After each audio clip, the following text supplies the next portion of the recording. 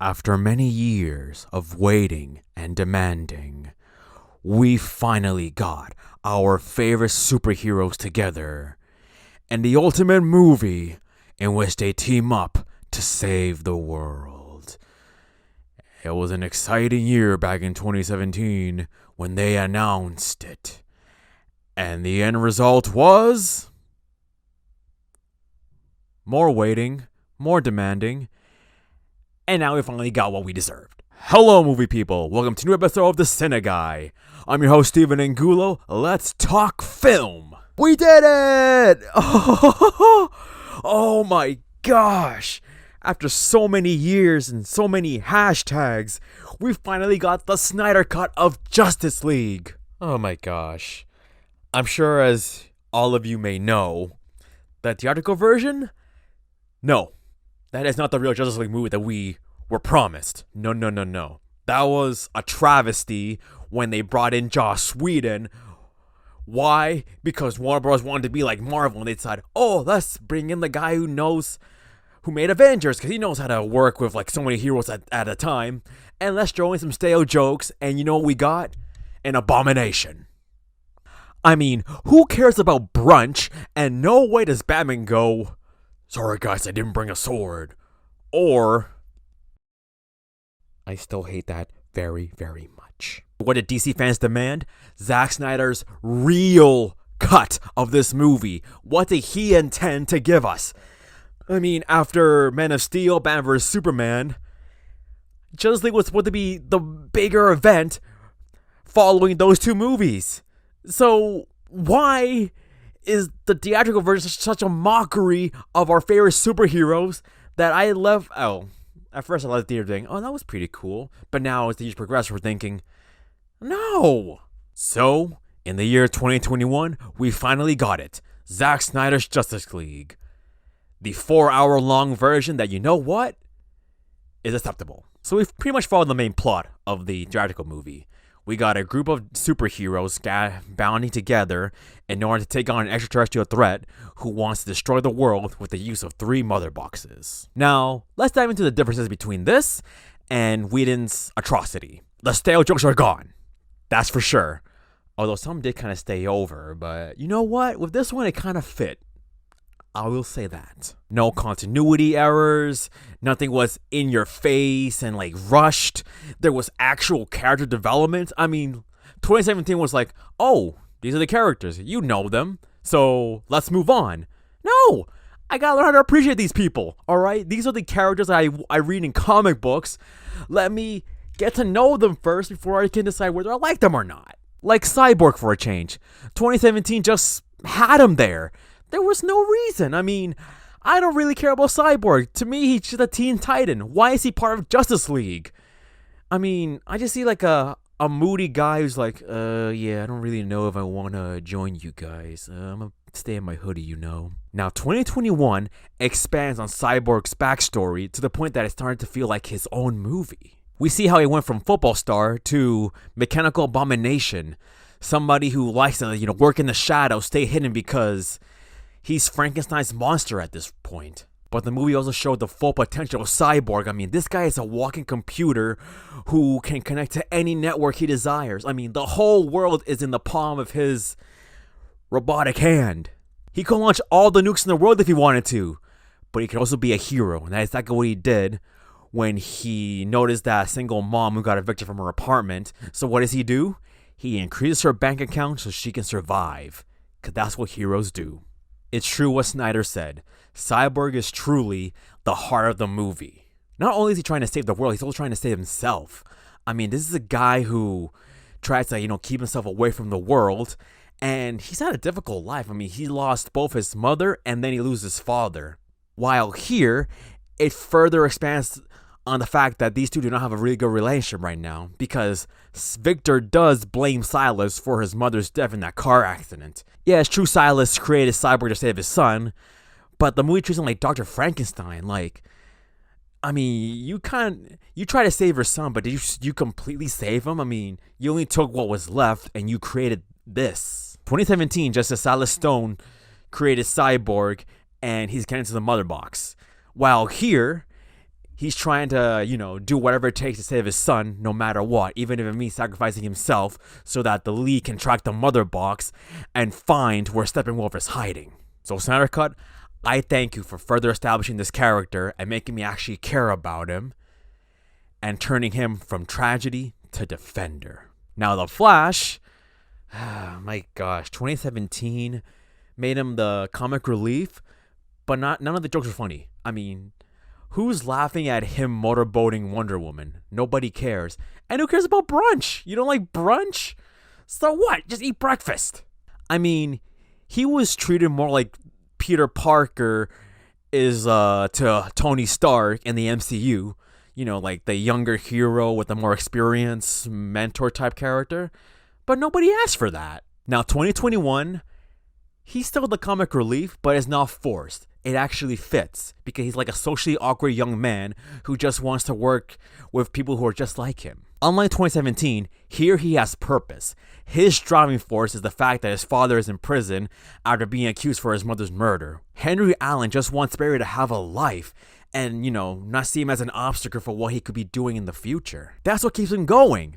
I mean, yeah, the Save One speech was decent, and during the whole first Steppenwolf fight, he didn't really do much. It was just like crowd control, I guess. Although it was pretty cool when he managed to save the group of people from having all that debris falling on them. That was a nice little shot. That's for sure. But in the final battle, when he turns back time while entering the Speed Force to stop the Unity and stop Darkseid from coming in through the boom tube at the last minute, that right there was pure Flash awesomeness. He unlocked his true potential and showed us that he is more than just a funny superhero.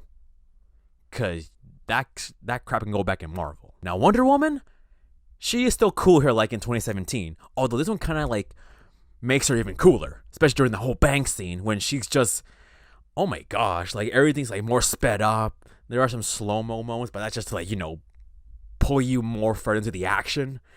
And wow, she is powerful. And let me just say, her riff is one of the greatest superhero themes ever.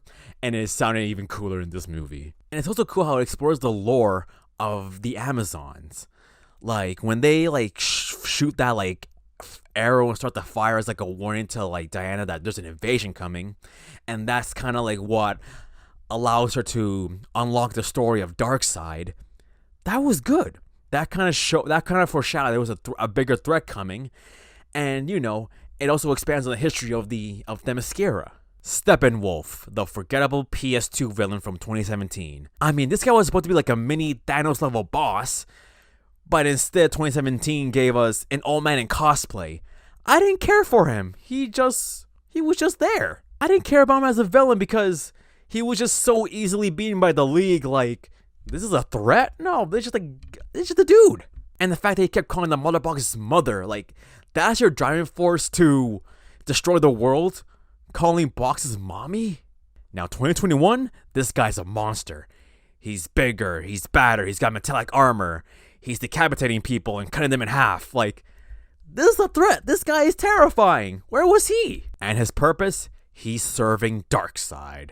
The Thanos, the apocalypse of the DC universe. Uniting the mother boxes and destroying Earth is like his gift to his master. And what makes matters worse, the anti-life equation, the equation that can control all life on Earth, is on Earth. So if Darkseid gets the equation, he will control all of existence. And you know what? That is the perfect setup for a much bigger threat that the League will have to take on, because if Steppenwolf was a challenge, imagine Darkseid. I mean, he looks so menacing in the movie that he looked like he could use Thanos as a stepping stool. Or maybe it's like a valet, I don't know. Now, the movie also, I guess, offers some better exposition when it comes to their plans. Like resurrecting Superman. 2017 was like, oh, let's use the Marvel Bunch to resurrect Superman. Like that. While here, it was like a debate, like, should we do it or should we not? Of course, some was like, yeah, let's do it. Batman, that's Batman right there. Yeah, let's do it. Let's resurrect him right now. Barry, run and make enough energy. While Cyborg sees the vision of the nightmare that Batman had. An evil Superman taking over the world thanks to Darkseid. That's terrifying. It shows the consequence of resurrection. While 2017 is like, Oh, resurrect him. Okay, great. Let's move on with the plot. No, because in the end, we know Snyder wanted more movies, and that was the perfect setup right there. We bring back Superman, an actual living god, and who knows what he's capable of. And if the nightmare sequence is true, then we're doomed. But of course, it's never gonna happen. Why? Because Warner Brothers just couldn't stop meddling in his plans. I mean, the epilogue showed Lex Luthor revealing Batman's true identity to Deathstroke. That would have been the perfect setup for the ultimate Batman movie, because the villain knows who Batman is.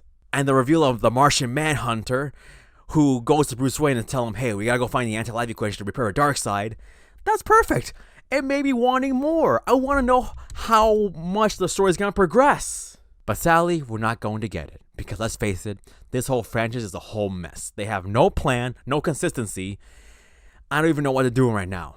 They were in such a rush to be like the MCU that after Batman v Superman was critically panned, they freaked out like, oh no, Snyder, we don't want you no more. So their whole response was just a huge middle finger to what could have been an established universe and an unforgettable series of movies for us comic book fans. Now, there could be some tweaks done to better progress, because I do not agree with Supes and Lois giving birth to the next Batman. And if you ask me, the dead Robin is Jason, not Dick Grayson. Now, Snyder Cut is a true treat to DC fans because of all the Easter eggs and references that are presented in this movie. I mean, we got Ryan Choi, the Atom. We finally have the Martian Manhunter on the big screen. Superman got his black suit, and now we're getting Darkseid. This is what every person who has read a DC comic since the beginning has wanted to see. Their favorite comic book characters brought to life. So the Snyder Cut is an absolute welcome to comic book lovers and DC fans, even though there are some people who believe it's not a big deal. Nothing new was brought to the table. So overall, thank you, Zack Snyder, for giving us DC fans a superb, fun superhero movie, which may not be the greatest thing alive, but is still just plain amazing. Especially compared to the last one, because, my gosh, was that a car wreck? And how did they think to fix it? Oh, let's just put some funny stickers all over it. Yeah, it looks great, right? No. So 2021 got rid of all those stickers, restored the car, and got it running again. Though I could use a paint job or two.